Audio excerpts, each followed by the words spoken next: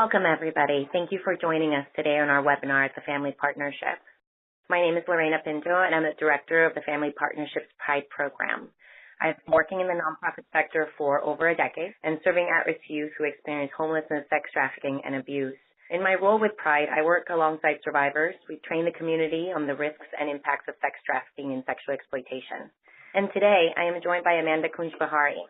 She's currently the administrator of Hennepin County's No Wrong Door Initiative, which she will describe just a little bit later, and she's the co-chair of the Super Bowl Planning Committee. So I want to go ahead and start with telling you a little bit about what the Pride program does. Pride program has been in existence now for 40 years. It was started by a survivor and her therapist here at the Family Partnership. The therapist and the survivor knew that there was a need for support services, so they started a support group, and that is now still continues 40 years later.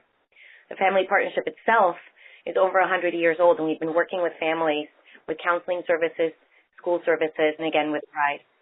Right now, in the last 2017, we've served approximately about 280 clients. 47% of those clients are Safe Harbor age. Amanda will talk to you a little bit about what Safe Harbor is and explain how the No Wrong Door model is in that. So one of the unique things about Pride is that we serve across a lifespan. We know that sexual exploitation is not something that stops at the age of 18 or 24. We know that sexual exploitation and the trauma that goes along with that is something that our victim survivors have to deal with and work through for many, many years to come. And so we work with both young girls and boys, ages young as 11 and as old as 67, 70 years old. We run support groups here at Pride, as well as out in the community.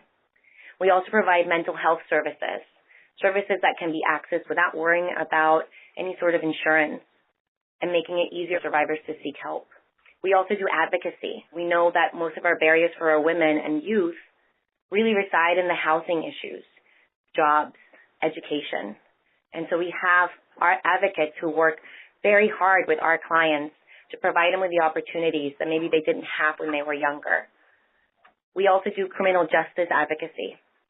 Criminal justice advocacy looks like in specialty courts. The gift court, which helps women who have been charged with prostitution to lower their felony into a misdemeanor, allowing them to reduce those barriers of employment and housing and start a new life if that's what they're ready for. We also appear in drug court, helping the women who have chemical dependency issues, women who have been addicted to drugs for many, many years and are held back by those circumstances. We're also at JDC, Juvenile Detention Center, and County Homeschool running groups for young girls, teaching them what healthy relationships are, talking to them about red flags and what that looks like. We know that that's where it starts, is in education. And because of that, we're in the community training law enforcement, teachers, counselors, community members, and youth on the impact of sex trafficking and exploitation, how to identify it, what to do if you see it, and what services we offer. At Pride, we believe that everybody has a right to services. And what we know about our victim survivors is that they will experience this sometimes throughout their lifetime. And sometimes they'll get lost, and we won't see them for some time. But our doors are always open. We understand that the recovery is long and sometimes treacherous. But we're there for our survivors, and we know that sometimes it takes a little bit longer to heal. So I want to go ahead and pass it on to Amanda, who will give a brief overview of the No Wrong Door policy. All right. Good morning, everyone. Happy to be here. Again, my name is Amanda Kunj-Bahari with Hennepin County, and I manage an initiative called No Wrong Door for Hennepin County. As some of you probably know, Safe Harbor was passed in Minnesota in 2011, and with that passage, we now are able to understand and treat victims and survivors, provide them with the resources and tools that they need to start their healing journey, and then we don't criminalize folks anymore. So it's great that that's happened. I would say it was fully implemented in 2014 around that time, and in 2013, Hennepin County really wanted to take an initiative on this issue as well, and one of our previous county commissioners decided to kind of spearhead our No Wrong Door initiative. And as you can see, it's made up of 6 different goals. It's pretty comprehensive, sure. So we're looking at everything from prevention to law enforcement and prosecution. A couple of key things that we've been able to do since the inception of this plan, which was in 2014, we've been able to get a staff of 2 dedicated social workers in our children's services area. So typically when youth come through child protection, if it's not meeting the criteria for child protection, then they will be kind of diverted over to our children's services area, which are voluntary services. And so now we have specialized staff there to work with our youth. We also have a dedicated prosecutor in the county attorney's office and a dedicated investigator and detective in the sheriff's office. So we're moving forward on that plan and really looking forward to continuing education. We're developing an e-learning for our staff internally so that everybody is aware of what exploitation is and how to respond. Also looking at when youth come into our system, how do we identify them and how do we ensure that we're providing the appropriate tools and resources that they need, and trying to continue to provide resources that are culturally appropriate and meeting the needs of youth who are disproportionately impacted by this. So youth of color, Native youth, and youth who are LGBTQ. So that's kind of what we're looking at. And then with our preventative measures, I am really trying to look at now how do we address some of the systemic issues that really allow this issue to thrive. And so looking at anti-racism work and looking at issues around gender bias and inequity and ageism as well. We know that those 3 factors really do contribute to this problem. And so that is kind of what's happening at Hennepin County. What I'd like to do is touch a little bit on the Super Bowl initiatives as well. I know a lot of folks have been having questions about that. So the committee is the Anti-Sex Trafficking Committee for Super Bowl 52. Myself, John Choi with Ramsey County, and Terry Williams with the Women's Foundation have been co-chairing the committee.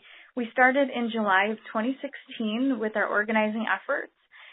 Since the group has started, we've gone up to about 80-plus members and 40-plus organizations. So again, very comprehensive. We have folks from the nonprofit, public, philanthropic. We've had survivors who have been a part of the planning and folks who are on the ground doing the heavy lifting and working with the community. And since that and all of the planning that we've done, we've kind of split up into 7 different groups. So we're looking at everything from fundraising, communications. There are 2 campaigns that you may have heard of that are out there that the committee has also been kind of promoting a lot. The first one is I Am Priceless, and the Link has developed that campaign led by their youth. The other campaign is called Don't Buy It Project through Men as Peacemakers. If you haven't seen them yet, I do recommend that you check them out, and we can definitely send links after. With the fundraising component as well, I do want to just mention that there is a gift registry, and what will happen is the items that are donated to that or purchased through that system will be given to the different nonprofit organizations who are doing the street outreach and, again, doing the heavy lifting during that time and beyond Super Bowl. So I really do encourage you to share that. It's called Rise Up Gift Registry. Mayo Clinic made it in partnership with the Link. And if you have more questions or want more information about the distribution or what's going to be happening on the ground during that time, I know Lorena will touch on that too, and we can send out additional info. We also have a group that's looking at training, and so a training resource guide will be put out later today, and I'd love to share that with organizations. So you can put that on your website, and it just kind of encompasses what the different trainings are in Minnesota. We also have a faith-based group, a government partners, and a child protection group, in addition to the service providers, which, again, Lorena will talk about. So that's kind of what we're looking at, and we're in the final stretch. So we're hoping that everything goes well, and good luck to everybody that's doing this work, and thank you so much. You're right. It is the final stretch. I believe we have 11 days to go to the Super Bowl, and one of the things that the Family Partnerships Pride program is involved in is street outreach, as Amanda mentioned. So we are working with other organizations who are doing this work on the ground, and we're going to be out in the streets doing outreach to victim survivors and anyone who might need our services. So, you know, what that looks like, outreach technically out in the streets, is basically approaching those who might be needing something. We do know that being out in the street is also a survival technique, and some way for those people to be out and trying to receive services. And so we're not out there necessarily to interrupt their lives, but we're out there just to make a connection. Sometimes to just start up a conversation. We have bags, outreach bags that we hand out, that have particular hygiene kits in them, stuff to keep them warm, and let them know that we're here, that it might not be that day that they want to reach out to services, but in reality, their doors are open, and when they are ready, we're here to support them. And so these outreach shifts will really range through both morning and into the middle of the night. So I know that some starts around 9 a.m. and other shifts will go up to 5 a.m. in the morning.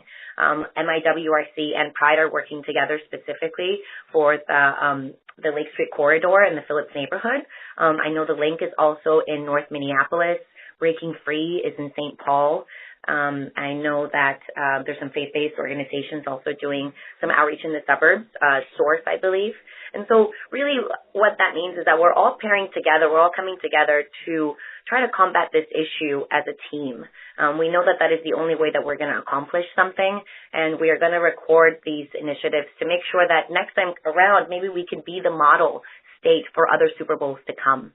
And so it is very exciting to be working part of a team with all the other organizations, service providers, and knowing that we can hopefully make a dent in what seems to be one of the most or second most profitable industries in the world. So, and through that, most of the organizations that I think all the organizations that I mentioned are actually able to do this through the help of Women's Foundation, who put together a RFP, a request for proposal, for organizations to apply to and receive funding so we can actually be out there in the streets and making sure we reach these youth and women and individuals actually. So I definitely just want to say thank you to them for their willingness to put up the funding, which is sometimes the hardest thing to get when you're doing this work. So definitely thank you to that. And so, yeah, I think one of those things that we're doing for the Super Bowl is, again, raising awareness. Really the opportunities that the Family Partnership has received to be out there in training and to be part of panels is just another way to really open up the conversation about this issue. And education is the first step to that. So we are very thankful that the Super Bowl initiative has actually opened up all these great opportunities to raise awareness about this. One of the things that I think most people can ask is, and I think Amanda knows this, is how do we make an impact, right? How does that regular person that is not going to be out doing outreach, how do they actually create an impact and help other people? And so one of the things that we understand best is to know your role and know that the experts are out there doing the outreach. And know that if you do see something, that you have to say something. And the police I know that the police and law enforcement, at least here in Minneapolis, are going to be out there patrolling for these 11 days. They themselves are trained in how to work with survivors, and they're looking out for, specific situations. So they will be out there responding. If you see something like that, I would definitely highly recommend contacting your local law enforcement, as they will be out there kind of patrolling the streets. And then in other ways, we do a lot of trainings out in the community. One of the things that I really enjoy is going out there and kind of training people by the masses. And so if you have any requests for trainings, if you feel like your group or your organization needs a little more training on what this is, then reach out to us. I will go ahead and send out an email after the call, and we can go ahead and request. You can go ahead and request any sort of trainings, any sort of needs that you may have. If you're looking to donate anything for our clients, we're always looking for donations and any volunteers that if you'd like to take a part in this. So other than that, I would just say visit our website, TheFamilyPartnership.org, and feel free to contact us. This is Amanda again. I'd also say check out the Minnesota Girls Are Not for Sale site through the Women's Foundation. A lot of information is on there. We've kind of also been utilizing a couple of hotlines, so I'll just throw them out. Day One, our local resource here. So if there is a potential individual who is being impacted by exploitation or trafficking, they can definitely call there and get connected to resources as well, especially like the Family Partnership and other great organizations. There's also the National Human Trafficking Hotline. We're asking that anybody from the public who has a tip that they call there, and then there is a system in place to route those calls to our local law enforcement agencies through the BCA, a partnership with them. And there's also child protection. I know that that's not always the number that folks want to call, but I do want to say that that's an option.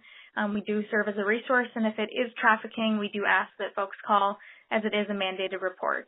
But feel free to reach out with any questions, concerns, and thank you all again. Yes, thank you for joining us.